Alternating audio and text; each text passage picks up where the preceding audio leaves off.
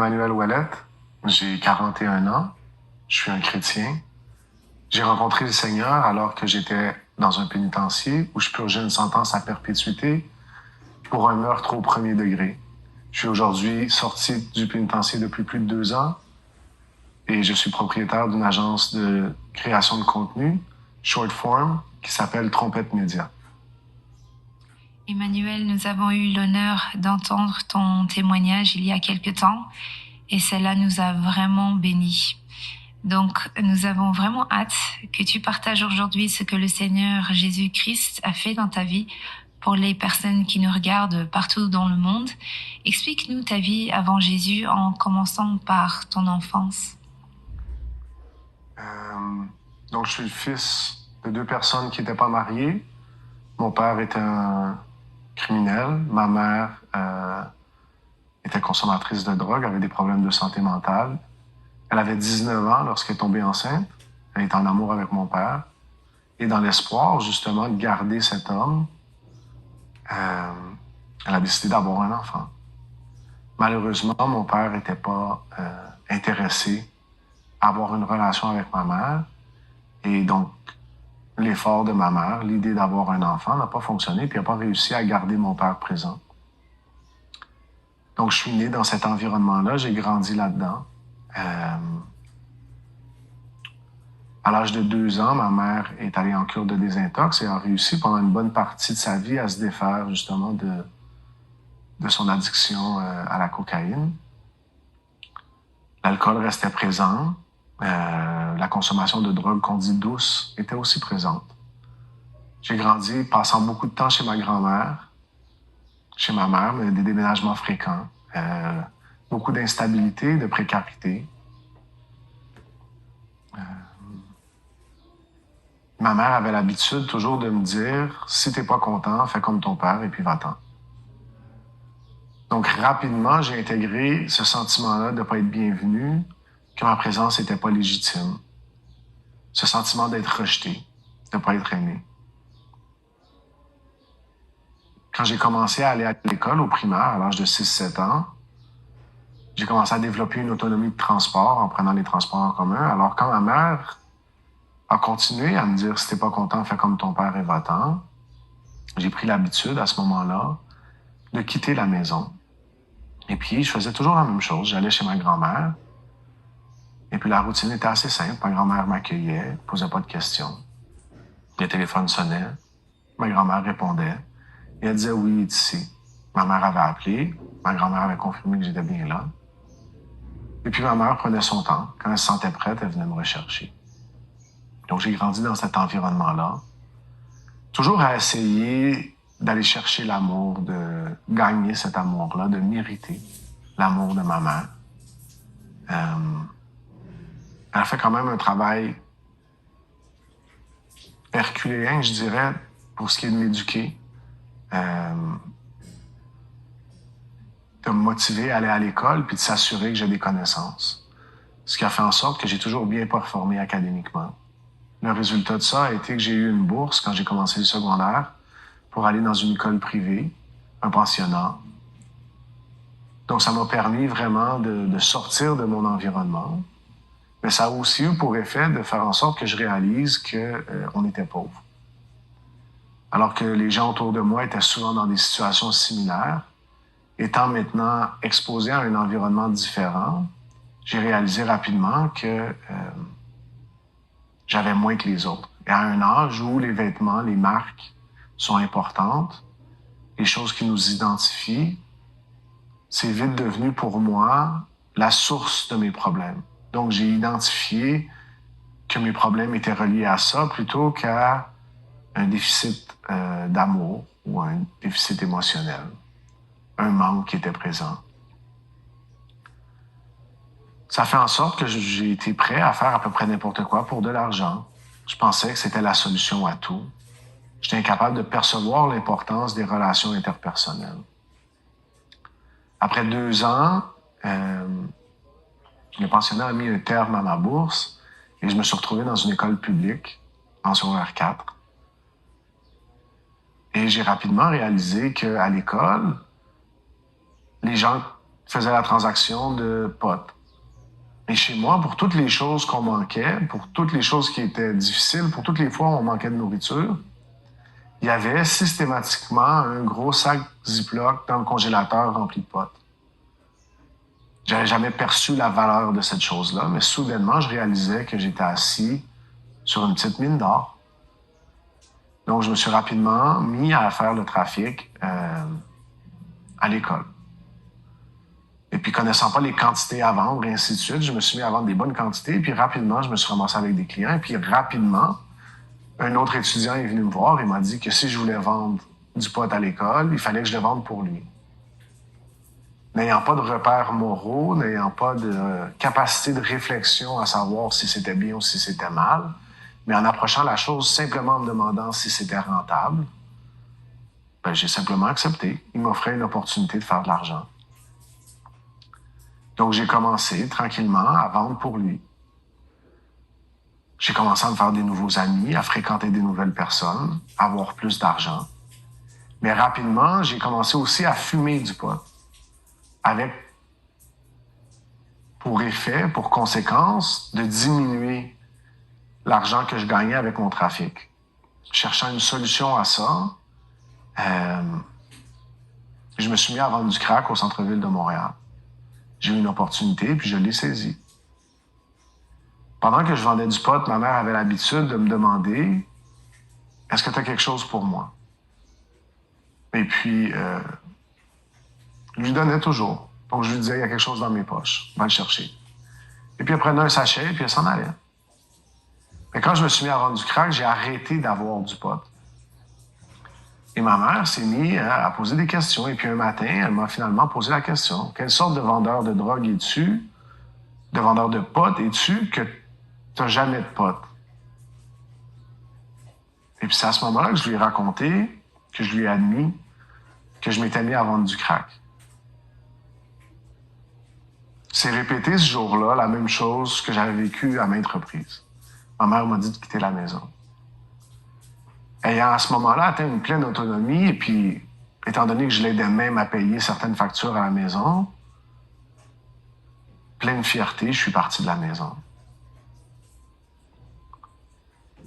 C'était la dernière fois où j'ai vu ma mère. Un mois plus tard, alors que je vendais dans un hôtel du centre-ville, quelqu'un est venu cogner à la porte.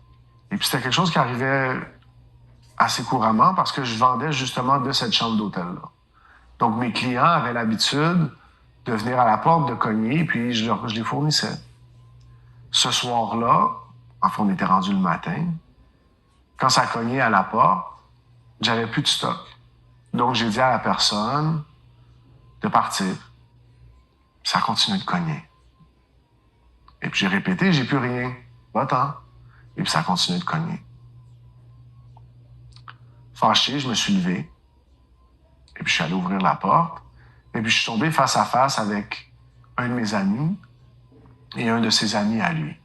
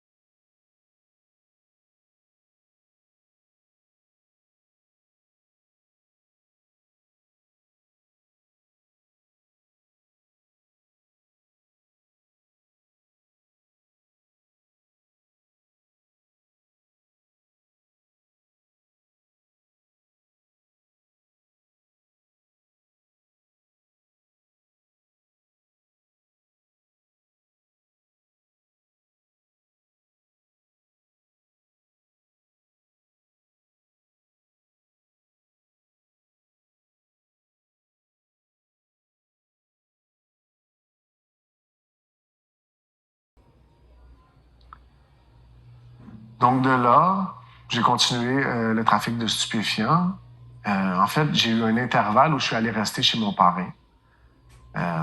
J'ai passé un petit bout de temps là, puis j'ai essayé de remettre ma vie sur les rails, mais malgré son aide puis son support, son désir de me réorienter, j'étais pas réceptif. La douleur que je vivais suite à la perte de ma mort, à la perte de ma mère, était telle que j'étais incapable de me connecter à qui que ce soit. Alors, je suis vite parti, puis je suis retourné dans la rue, je suis retourné vendre.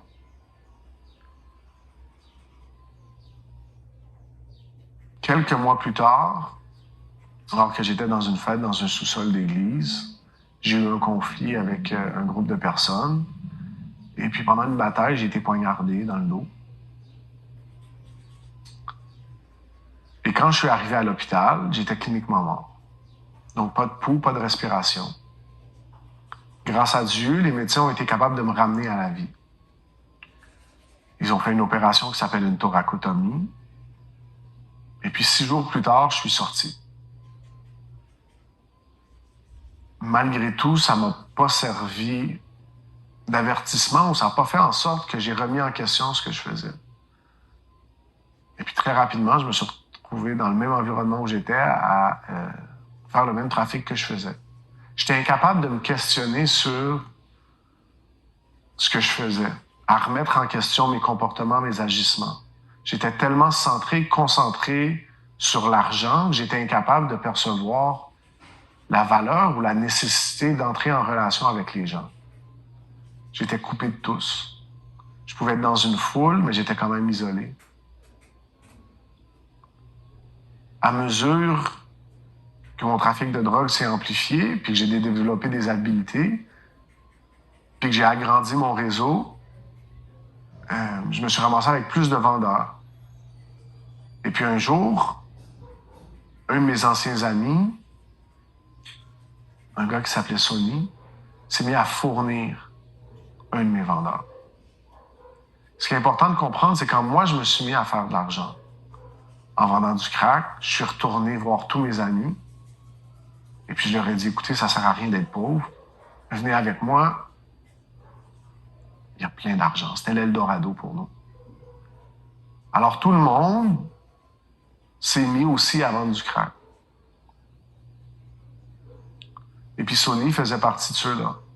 Mais à travers le temps, à travers les conflits, les frictions, on en est venu à se séparer, puis les relations se sont effritées. Et puis ça m'amène au jour où Sonny, justement, se met à fournir un de mes vendeurs, et puis je l'apprends. Et puis à ce moment-là, mon identité entière était liée au fait que j'étais le chef d'un réseau de vente de stupéfiants. Donc j'avais des gens qui travaillaient pour moi, j'avais l'opportunité de leur faire faire de l'argent. Donc les gens, je me sentais valorisé par le regard qu'ils jetaient sur moi en raison de ce que je pouvais leur apporter. Donc quand il a mis ça en péril, je me suis senti moi-même attaqué. Et puis me sentant attaqué, j'ai réagi comme les gens dans mon environnement réagissaient. Alors j'ai décidé de le tuer. Puis je le dis froidement parce que à ce moment-là, c'était vraiment ça. C'était une transaction, c'était de la résolution de problème. J'avais un problème, et puis le fait de le tuer m'apportait une solution permanente à ce problème-là. Je me suis couché la veille en ayant fermement décidé de l'assassiner le lendemain. Ce jour-là, je suis parti avec 2 amis, et puis on est allé chercher Sonny. On l'a fait monter dans la voiture, et puis on l'a amené dans la région de Drummondville où j'avais une autre opération de vente de crack. Et j'ai demandé à un de mes revendeurs, et puis on a trouvé rapidement un endroit où est-ce qu'on pouvait l'amener. Donc on s'est ramassé sur un chemin de terre, entre un champ et un boisé. Et tanné, j'ai dit d'arrêter la voiture. Je suis sorti. Et puis mes 2 amis sont venus me voir et puis ont plaidé avec moi. Ils m'ont dit, ah, pourquoi on fait pas ça demain plutôt? Pourquoi on remet pas ça? Mais à ce moment-là, j'étais tellement décidé que j'étais incapable de changer d'idée. J'étais tellement investi dans mon projet que j'étais incapable de le remettre en question. Mon idée était faite, la solution était trouvée. J'ai demandé à Sonny de sortir de la voiture. Et puis rapidement, j'ai sorti l'arme à feu et puis je lui ai dit de se diriger vers le boisé. Donc Sonny, à ce moment-là, a été confronté à la réalité de ce qui se passait vraiment. Tout le long, je pense qu'il cherchait à gérer la situation du mieux qu'il pouvait, donc il posait pas trop de questions, il voulait pas envenimer la situation. Je pense qu'il y avait un espoir que ça pouvait se terminer sans trop de dommages graves. Il savait ce qu'il avait fait. Il s'en excusait un peu, mais il mitigeait ce qui s'était passé. Donc tout le long du voyage, du transport, on vivait un petit peu cette dynamique-là. Et puis on arrive finalement, comme j'expliquais, à sortir de la voiture, et il voit l'arbre, et je lui dis de se diriger vers le bois. Et il se met à ce moment-là à plaider pour sa vie. Puis il me dit, écoute, ça se reproduira plus, je vais partir. Je vais même partir de Montréal, tu me reverras plus jamais. Et puis mon cœur est tellement endurci, ma décision est tellement ferme que je la remets pas en question. Et puis à ce moment-là, je vais l'abattre. L'arme va rester coincée. Donc, une seule balle va être tirée.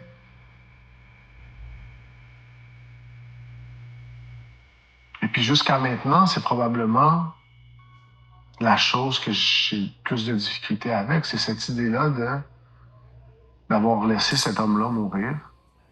Quelqu'un qui était à un moment donné mon ami. Je l'ai laissé mourir dans le bois seul. Combien de temps est-ce qu'il a passé à se demander, à prier, à espérer qu'on revienne le chercher? Combien de temps est-ce qu'il s'est accroché à cet espoir-là, seul dans le bois, avec une balle dans la poitrine?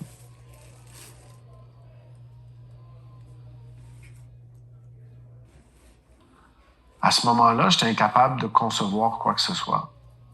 Je suis parti, on est rembarqué dans la voiture et puis on est retourné à Montréal. On était les 3, c'était silencieux. Je me suis débarrassé de l'arme à la rivière des Prairies. Je suis retourné à la maison, comme si de rien n'était. Dans ma tête, c'était simplement le travail d'une journée. C'était le monde dans lequel j'étais. C'était la game qu'on jouait. Les règles avaient été brisées, il y avait des conséquences. Je les avais mises en place. J'étais incapable de concevoir l'aspect humain. J'étais incapable de penser que Sonia avait des parents, qu'il y avait un frère, que ces gens-là allaient le manquer, qu'il y avait une copine, qu'elle aussi aurait le cœur brisé. J'étais tellement centré sur moi, sur ce que je vivais, sur l'offense que j'avais perçue, que je justifiais le geste que j'avais posé. Après quelques mois, une des personnes qui était dans la voiture avec moi a été arrêtée. Ce qui est important de comprendre à ce moment-ci, c'est que jusqu'à ce moment-là, Sonia était portée disparue. Le corps n'avait pas été retrouvé. Il n'y avait aucune preuve qu'il était décédé. Donc, le dossier était traité comme une personne disparue. Ça aussi, c'est quelque chose avec lequel j'ai de la difficulté, qui est cette idée-là que j'ai laissé ses parents s'accrocher à un espoir que je savais qu'il était complètement faux. Combien de temps est-ce qu'ils ont espéré que leur fils revienne? Alors que je savais pertinemment que c'était impossible que ça se produise. Mais encore là, tellement égoïste, tellement incapable de me poser des questions sur ce que les autres autour de moi vivent que je restais concentré juste sur ça. Je voulais me sauver du crime que j'avais commis. Je voulais pas faire face aux conséquences. Donc, en avance de quelques mois, et puis un de mes complices est arrêté. Et puis rapidement, il va dire aux policiers où le corps est. Donc, les policiers vont trouver le corps. Je vais vivre à ce moment-là, le jour où je vais le voir aux nouvelles, ce que je pense qui est le plus proche d'une crise d'anxiété.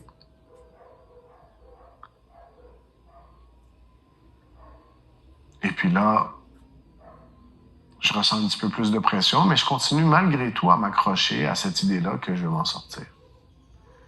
Jusqu'au 9 décembre où la police va venir cogner à ma porte. Ils ont un mandat à la main. Sur le mandat est écrit « Accusation de meurtre au premier degré ». Donc, je vais me retrouver à partir de ce moment-là incarcéré, en attente d'un procès. Ce processus-là va durer 22 mois. Après 22 mois, finalement, j'aurai mon jour en cours. À ce moment-là, j'approche la chose comme un vrai criminel. Je cherche juste à être acquitté. Et étant donné qu'il y a très peu de preuves, si ce n'est le témoignage d'un de mes complices, ben je me dis que je serai acquitté. Donc, j'aurai un procès qui va durer 2 mois. Et au terme duquel il y aura 11 jours de délibéré. Le jury va même revenir et dire aux juges qu'ils sont incapables de s'entendre sur un verdict. Et la juge va les exhorter à retourner et à s'entendre. Le jury va revenir un vendredi après-midi, à 12h05, le 28 octobre 2005, et me condamner à la prison à perpétuité, sans possibilité de libération conditionnelle avant 25 ans.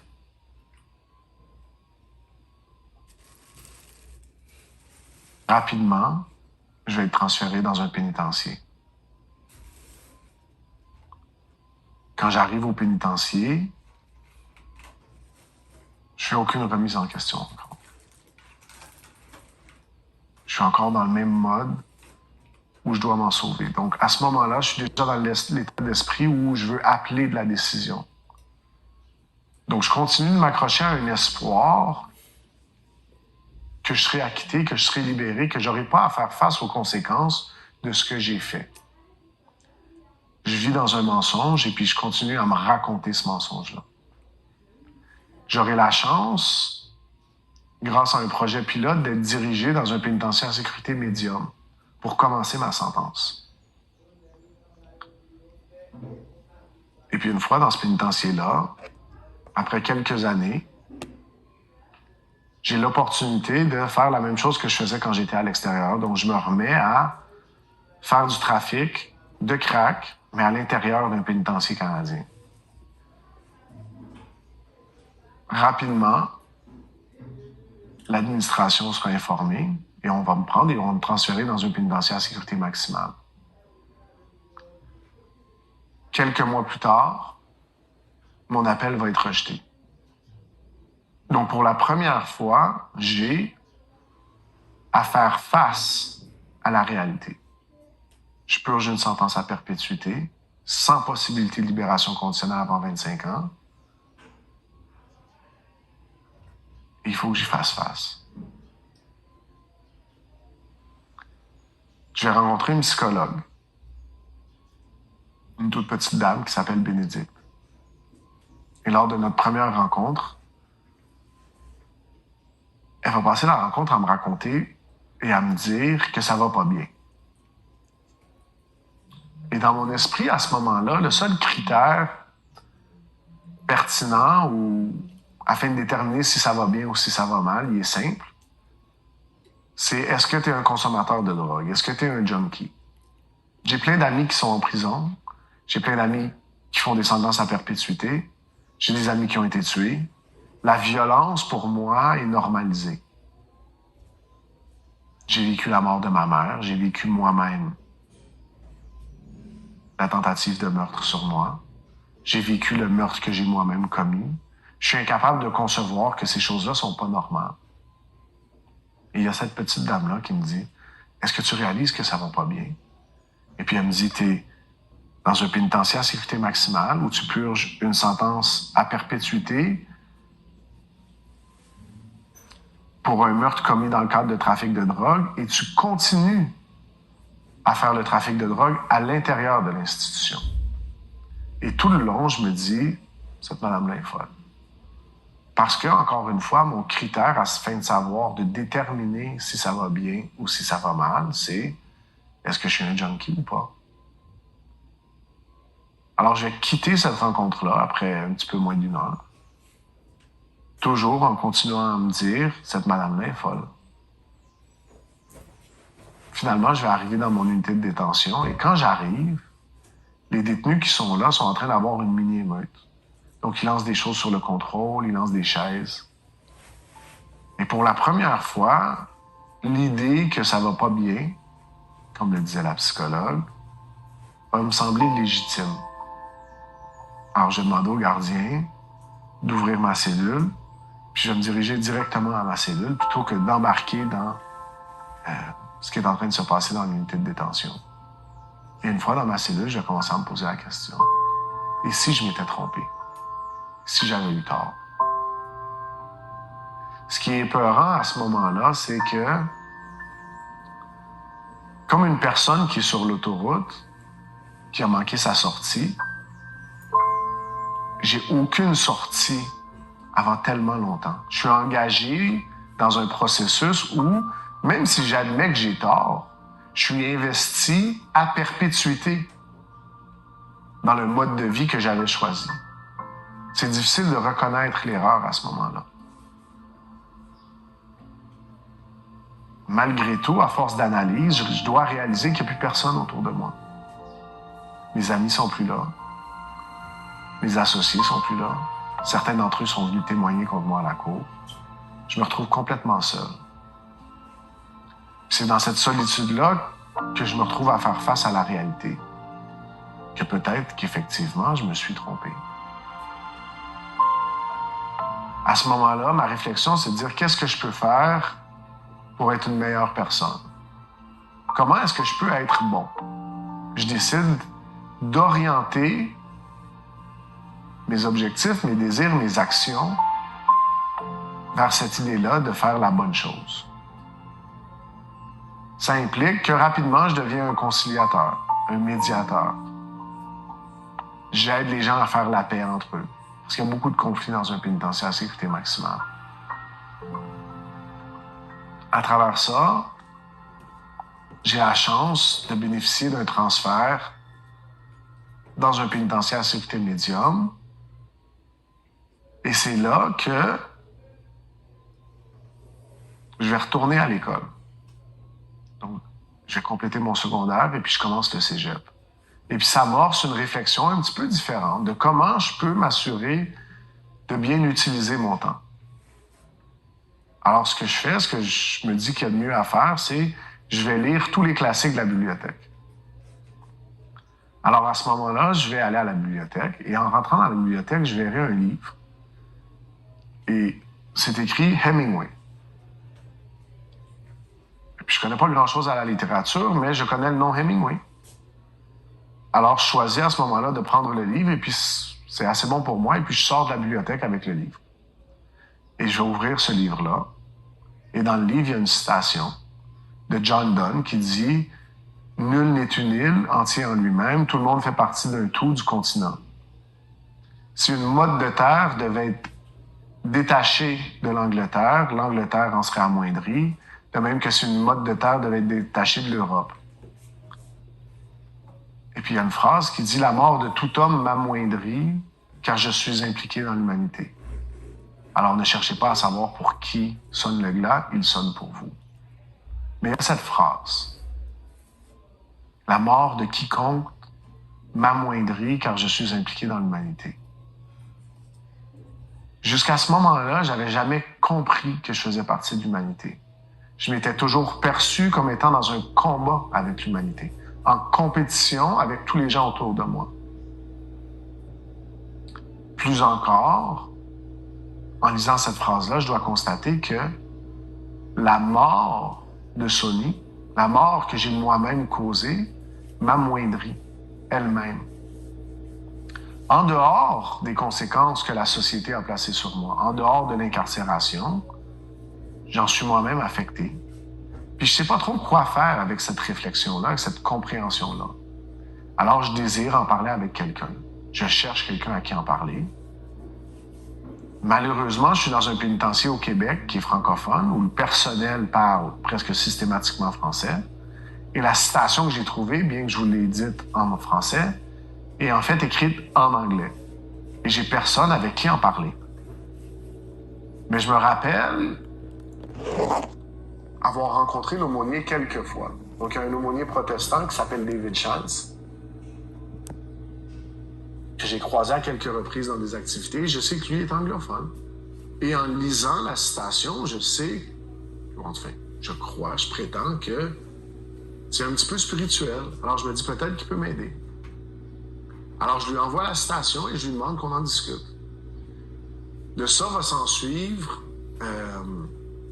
6 mois de rencontres, presque hebdomadaires, où moi et David Chance parlons. Et puis David, chaque fois que je lui fais part de quelque chose qui me fâche, de quelque chose qui me frustre, d'un problème que j'ai, d'une difficulté quelconque, il me raconte toujours une histoire qu'il a vécue, qui est peut-être similaire ou analogue, où Dieu a fait quelque chose pour lui. Il me parle toujours de ce que Dieu a fait dans sa vie. Et puis le résultat de ça, c'est que j'en viens à être curieux à propos de son Dieu. David m'invite souvent à venir à la chapelle. Les services sont le dimanche soir. Mon excuse est que je ne vais pas à la chapelle parce que le dimanche, je regarde le football. Un concours de circonstances va faire en sorte qu'un autre détenu va me demander de venir à la chapelle aussi, et ma réponse sera la même. Je ne vais pas à la chapelle parce que je regarde le football. Quand il se montre insistant, je vais lui répondre « J'irai à la chapelle quand le football sera fini. » C'est pas tombé dans l'oreille d'un sourd. Il est revenu quelques mois plus tard, le premier dimanche où effectivement la saison de football était terminée. Il m'a demandé « Manny, est-ce que tu viens à la chapelle? » Étant un homme de parole, j'ai accepté d'aller à la chapelle. La première fois que je suis allé à la chapelle, un ami m'avait invité à répétition et puis finalement, la saison de football était terminée, puis j'avais donné ma parole et puis j'étais quelqu'un de parole. Donc je suis allé à la chapelle. Ce qui m'intimidait beaucoup de la chapelle, c'est qu'à l'entrée, il y avait toujours des bénévoles. Des gens qui nous souriaient, qui nous accueillaient, et puis je comprenais pas pourquoi. À cette époque-là, toutes mes relations étaient transactionnelles. Je te donnais quelque chose ou je prenais quelque chose de toi. Il y avait toujours un échange quelconque. Je connaissais pas une relation gratuite. Et puis je comprenais pas ce qu'il venait chercher en étant présent là à la chapelle. Alors ça me faisait peur parce que je comprenais pas ce qui se passait. J'avais aucun problème à aller dans la cour si quelqu'un voulait qu'on se batte parce que je comprenais ce qui se passait. Mais d'aller à la chapelle, je comprenais pas. Là, ce soir-là, finalement, je vais aller à la chapelle. Je vais rentrer. Ces gens-là étranges que je comprends pas vont me saluer. Je vais les saluer. Je vais m'asseoir dans la deuxième rangée, l'avant-dernier siège. Et puis ce soir-là, il y a un homme qui va prêcher. Un homme qui s'appelle Danny Lorenzen. Je me souviens pas du tout de son message. Mais à la fin de son message, il va faire ce que les gens qui sont habitués d'aller à l'église connaissent comme un appel au salut. Donc, il va demander, avec les têtes baissées, si quelqu'un ne connaît pas le Seigneur et veut recevoir Jésus comme son Seigneur et son Sauveur, qu'il lève la main. Et j'ai un désir profond, sincère de lever la main. Mais j'ai pas le courage de le faire. Je suis encore trop pris dans mon image, dans ce que les autres vont penser. Par la grâce de Dieu, il va dire Si pour une raison ou une autre, vous n'avez pas levé la main, mais que vous voulez accepter Jésus, allez parler à un bénévole après. Donc, le service va se conclure. Je me lève et je vais aller parler à un bénévole. Et le bénévole va me demander, est-ce que tu connais Jésus? Est-ce que tu veux l'accepter? Et je vais répondre, oui, mais je ne suis pas prêt. Et puis cet homme-là, qui s'appelle Tony, va se mettre à rire. Il rit de moi. Et il me demande, quel est ton plan pour te préparer afin que Dieu envoie son Fils unique mourir pour toi? Qu'est-ce que tu vas faire? Alors, j'ai pas vraiment de réponse, mais j'ai une carte cachée, alors je la sors et je lui dis, mais tu comprends pas, j'ai tué quelqu'un. Je me dis, il va me laisser tranquille. Et puis, il va rire de nouveau, un petit peu moins fort, puis il va se déplacer, puis il va aller chercher un petit Nouveau Testament. Et puis, il va l'ouvrir, et on va lire ensemble le 7e chapitre du livre des Actes des Apôtres, où on peut voir le meurtre d'Étienne. Et on va conclure en lisant le premier verset du chapitre 8, qui dit « Et Saul consentit au meurtre ». Et Tony va m'expliquer ce jour-là que Saul, qui consentit au meurtre d'Étienne, qui était lui-même un meurtrier, a écrit les 2/3 du Nouveau Testament. Dieu peut utiliser un meurtrier. Dieu ne rejettera pas un meurtrier. Alors, n'ayant plus d'objection, j'ai prié la prière avec lui, puis j'ai accepté Jésus comme mon Seigneur et mon Sauveur ce soir-là de janvier en 2012. De là, va commencer une démarche où je vais continuer à lire la Bible d'abord. Donc, je me nourris de la parole. Je vais lire ce soir-là même le 9e chapitre d'Actes, et puis je vais continuer. Et puis, on va commencer à faire des études bibliques, et puis je vais commencer à faire des apprentissages. Donc, je réalise à ce moment-là que la façon dont j'ai vécu n'est pas la bonne façon. Je commence à voir les choses différemment. La deuxième étude biblique qu'on va faire va être sur les fruits de la chair et les fruits de l'esprit. On va lire Galates. Et j'apprends pour la première fois qu'il y a autre chose que les fruits de la chair. J'ai grandi dans un environnement où, je raconte à la blague souvent, si je m'étais battu, que je m'étais saoulé, puis que j'avais couché avec une fille, ben c'était une bonne soirée. Puis j'apprends qu'il y a autre chose, qu'il y a la paix, qu'il y a la patience, qu'il y a l'amour, la gentillesse, la douceur, le contrôle de soi. Alors, je m'efforce d'appliquer ces choses-là dans ma vie du mieux que je peux. Je prie. Je pense pas que je comprends encore la puissance du Saint-Esprit à ce moment-là. Mais je m'efforce rationnellement dans la parole de changer mes comportements. Et puis je continue à aller à la chapelle. Et puis je lis. Et puis un soir, en revenant de la chapelle, alors que j'écoute une chanson de Johnny Cash qui s'appelle The Old Account, je comprends que tous mes péchés sont pardonnés, que Dieu les connaissait au complet, que la liste entière était devant nous, que Jésus l'a vu et qu'il est allé à la croix afin d'effacer tout ça, de payer la facture. À ce moment-là, je vais éclater en sanglots. J'aurais pu me noyer dans ma cellule. Ma vie change complètement. Pour la première fois, je comprends cet amour-là de Jésus. Pas rationnellement, mais dans mon cœur, je le reçois.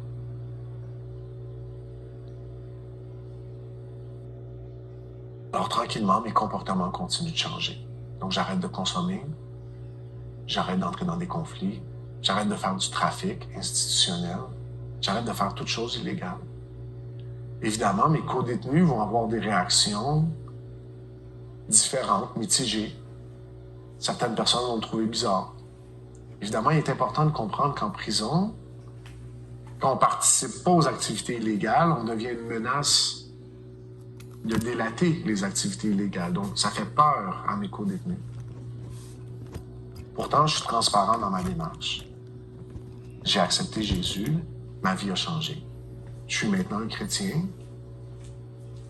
Mon standard de vie est différent. Alors, je leur en parle. On va même arriver à un point où, à une certaine époque, on va être peut-être 12 à 15 détenus à prier dans ma cellule chaque soir. Donc, les cellules ne sont pas très grandes, on est coincés là-dedans, mais on prie. Parce que Dieu bouge et est actif dans nos vies et puis on comprend cette réalité-là. Le temps va passer. Et puis certaines personnes qui étaient proches de moi vont cesser d'être mes amis, puis d'autres vont justement voir que la démarche est sincère, que Dieu a vraiment changé, ils vont respecter mes choix. Malheureusement, un des grands drames que j'ai, c'est que mon témoignage à l'intérieur des murs, instantanément, à tout le moins, a donné peu de résultats. Peu de gens ont donné leur vie à ce moment-là.